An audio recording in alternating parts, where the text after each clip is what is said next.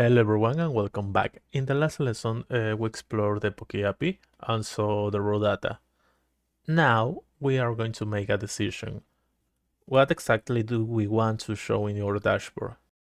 And we are going to confirm that decision visually with a simple chart. For this we don't need a big framework, just Python, the API, and one library, Matplotlib. Okay, let's gonna activate our environment first. Scripts, activate.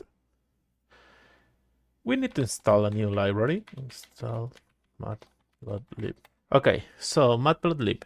This is one of the oldest and most popular data visualization libraries in Python. It's not the most beautiful or interactive library in the world, but it's perfect for a quick exploration. You can write a few lines and immediately you can get your data. And that is what we are going to do right now. The installation is complete, so as you can see, we already have our request and we need to import our matplotlib as pyplot because we are going to use this. Pyplot as plt. I'm going to wrap the API call in a function. This needs to be a good habit. Even for exploration script, you need to wrap your logic so you can make it more reusable and it's really easy to find later. For this, we are going to create it. We are going to create a get Pokemon stats. We are going to get the name as a string. Cool.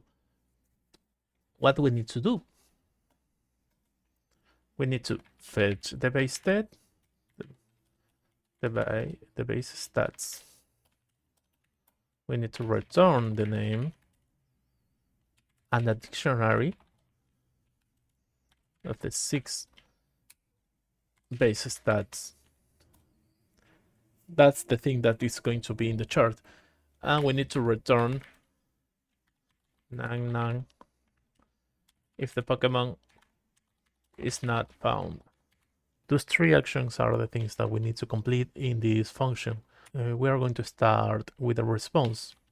For the response, we need to get a request. And we are going to get the Pokemon. The Pokemon that we are going to find is going to be in this URL. But we are not going to use the URL anymore, the variable.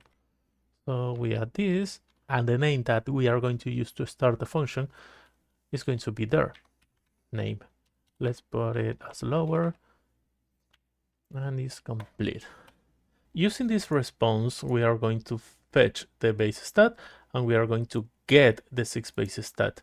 So now we need to return the information if the Pokemon is not found. So for this, we are going to check if the response has a status code different as okay. We're going to print Poke. I'm gonna say the name. Had found. We don't need this anymore. Response. Fine. What happens if we get a status code different of 200? We are going to return none.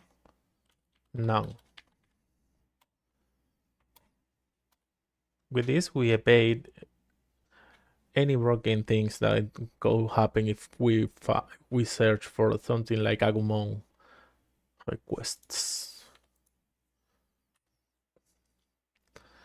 Now the data is going to be the response that we get there as a JSON. And we need to map the information. Info, stats. For this, we are going to create the stats. We are going to say that the HP. Oh, why I delayed that?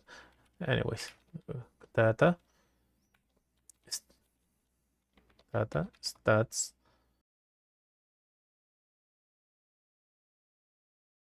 Those are the index and the base stats. Base that's a stat in singular. We're going to copy that 5 times. 1, 2, 3, 4, 5, 6.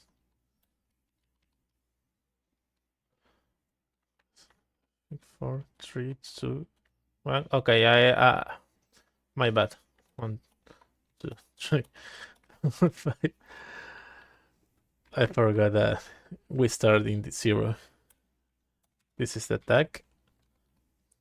This is defense. This is special attack. Special defense. Def. And speed. Cool. We have the 6 stats right now. And we're going to return the data. That is the name and the stats. Cool. So, what we are doing there? We are wrapping the API calling a function. As I said, this is a good habit. Even for exploration script, you need to wrap your logic in a function. It's going to make your code reusable and it's very much easier to read. Okay. Another thing. I add a docstring. The triple quotes there. It's explained what the function does and what it returns. Always try to document your function, even if it is a simple one. Every head thinks different, so remember that.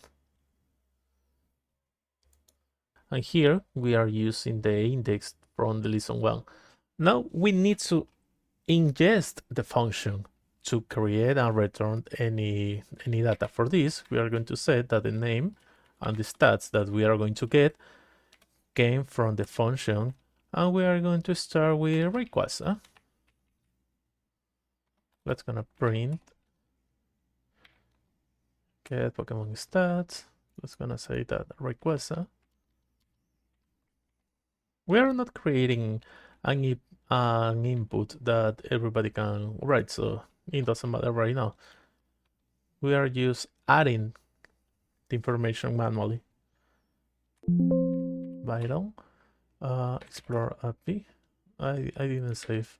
It's safe right now. Request not found. What?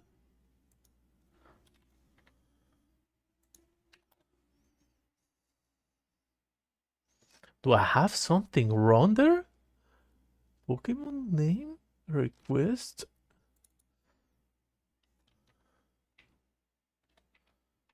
Okay, let me see another one.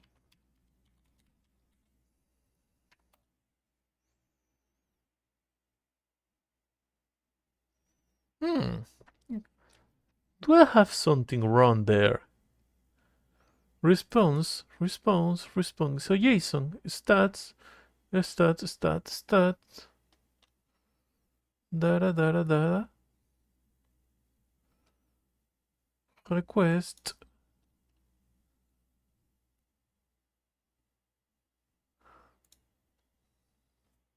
Oh, I forgot to put the F. Nah, anyway. Okay, cool. There we got the information related to Snorlax, and there are the HP, the attack, the defense, the speed attack, the speed defense, and the speed. Nice. Let's gonna write request there.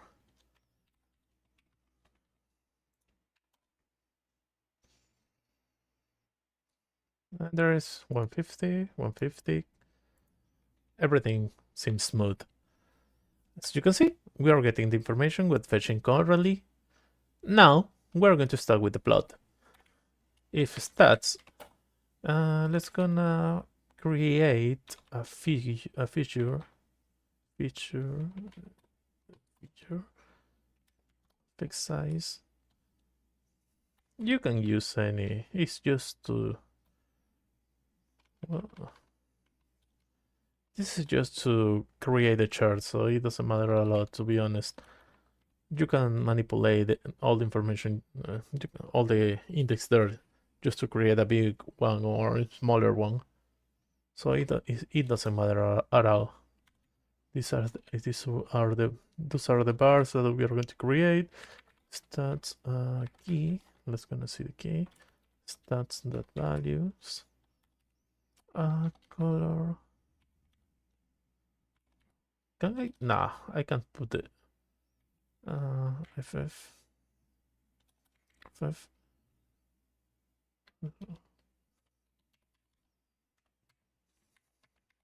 I think this is red. I don't remember. Which color?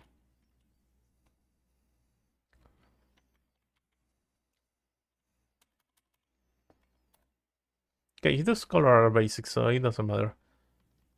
I have an arrow there. Why? I didn't finish the plot. Plot title. For the title, we are going to get a name.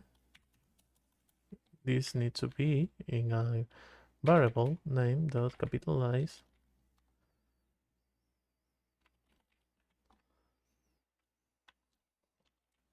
Base stats. Let's go stats. Let's gonna see. Let's gonna set the font size. Font size is equal to 16. We have the plt y label. This is going to have the title, the subtitle, stat value. The other one is the plt.glim, the limits, 0 and 60 is the basic. plt.height layout. Let's gonna keep that. And plt.show. Let's see, is a right currently. Color. I miss a comma there.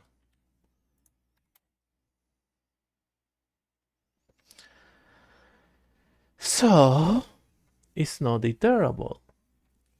What do we have wrong? Menu feature manager, big size, plt.bar.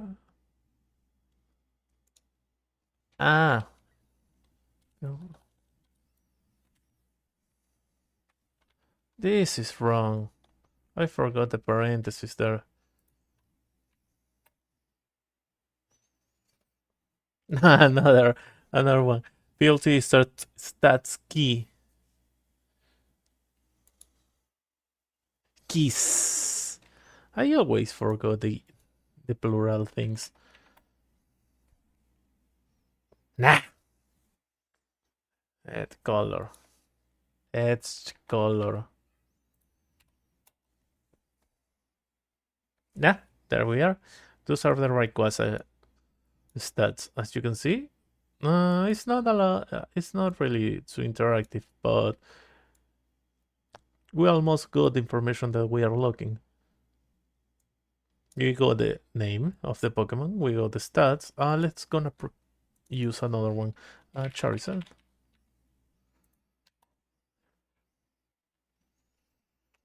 And those are the Charizard stats. As you can see, all the information change. It depends on the Pokemon that we are looking for. Of course, if we look for another thing that is not a Pokemon, this is going to say that PokeAPI is not thought, of course, because it's a Digimon, so it doesn't matter anymore. But let's gonna return to Charizard right now. As you can see, now we call the function with Charizard and it draws the bar chart. This line sets in the G and the Y axis range from 0 to 160, and the maximum possible stat in the Pokemon is 255. So it's not going to reach that. Most of the stats are well below 160, so it doesn't matter, to be honest. But these 6 stats are what we want. Now, the sprite URL for the image, the types, and the first 10 moves, that is our data model. We are going we know exactly what to store in the database now. And that's for lesson 2. We used exploration to make our data decision. That is the right way to work. You need to understand the data before you build around it. So in the next lesson, we are going to start the real backend. We are going to set up fastapi. We are going to connect. A SQLite database. We are going to define our Pokemon model, and we are going to write our first real API endpoint. So see you there.